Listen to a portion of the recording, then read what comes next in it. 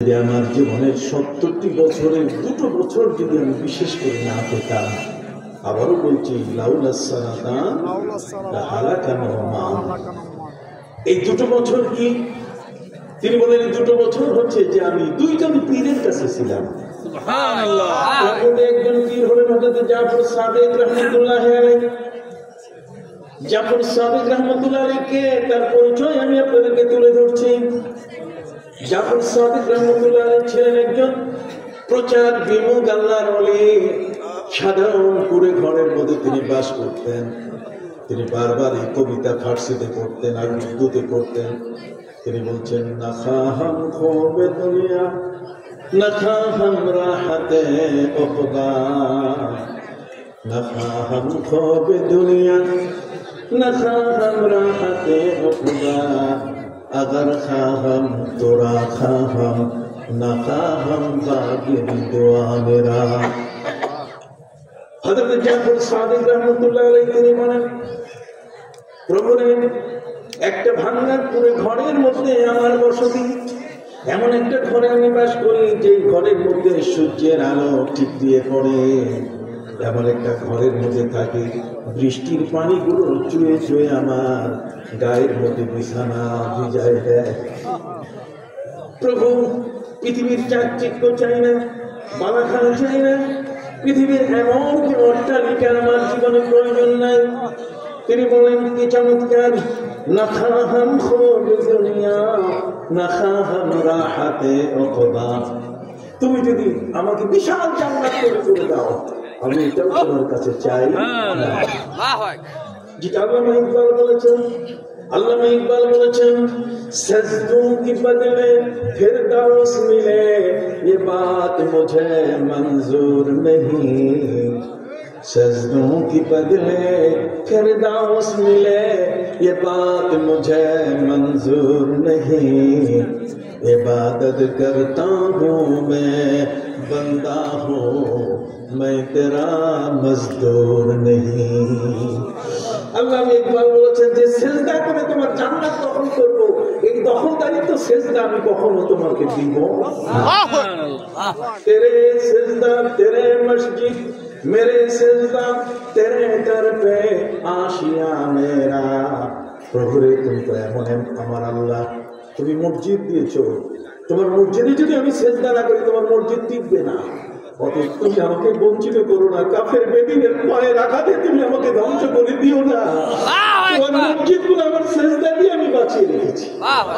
অভিনন্দন। কেউ তো আল্লামা ইকবালকে এই কবিতার কারণে কাফের ফতোয়া দিয়েছে, কথা বল না।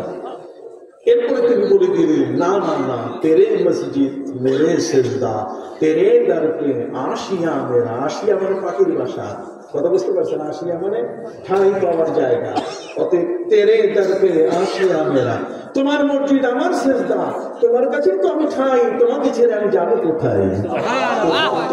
কোনো সুযোগ নাই।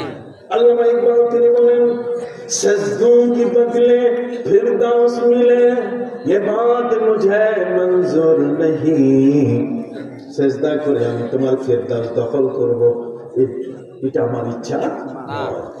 আমার কাজ হলো তোমার ইবাদত করা। इबादत करता हूँ मैं बंदा हूँ मैं तेरा मजदूर नहीं।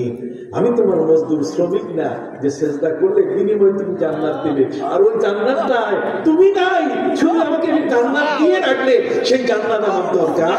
আল্লাহু আকবার।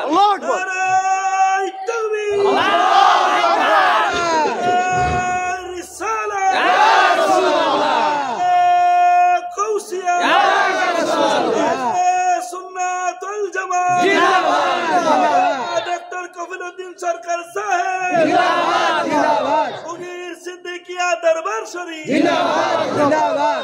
সম্মানিত সুধী বন্ধুরা আমার, হযরত জাফর সাদিক রহমাতুল্লাহ আলাইহি তিনি আল্লাহর কাছে বলেন, না খাহাম খোবে দুনিয়া, দুনিয়ার চাকচিক্য কিছুই চাই না, আমি সেই কুড়ে ঘরটাই বেছে নিয়েছি যেখানে সূর্যের আলো যেমন আমার গায়ে বিছানায় পড়ে, আমার বর্ষাকালের বৃষ্টির ফোঁটাগুলো দিয়েও আমার বিছানা ভিজে যায়, আমার দেহের উপরে টপ টপ করে পানি গড়িয়ে পড়ে, আমার এতে কোনো যায় আসে না। আমি পৃথিবীর অট্টালিকা মালাখানা কিছু চাই না। এই দেখেন এই আধ্যাত্মিকতার দেখেন রংটা কত চমৎকার।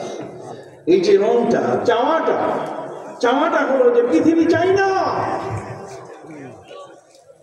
ইয়া রাসূলুল্লাহ ওয়াল হিসান قال أن تعبد الله كأنك تراه فإن لم تكن تراه فإنه يراك।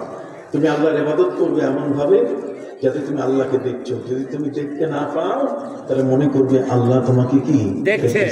কিন্তু যারা মুতাসাব্বিহ, যারা ইলমে মারিফাতের ব্যক্তি, তারা এই হাদিসখানা পড়তে গিয়ে ওয়াকফ ভিন্ন জায়গায় করে, তারা ছেড়ে দেন একটা ভিন্ন জায়গায়। সেটি হলো আনতা আবুদাল্লাহ কাআন্নাকা তারা, তুমি ইবাদত করবে এমন ভাবে যেন তুমি আল্লাহকে দেখতে পাচ্ছ। ফাইন লাম তাকুন তারাহু, যদি তুমি নাই হইয়া যাও, তুমি যদি কি নাই হইয়া যাও তাহলে তুমি আল্লাহকে দেখতে পাবে। ফাইন লাম তাকুন তারাহু, যদি তুমি নাই হয়ে যাও। এই নাই হওয়াটা কি জিনিস? এটা আবার কবিতার কি চমৎকার ভাষায় বলেছে। কবিতার ভাষায় বলেছেন, ইয়া ইলাহি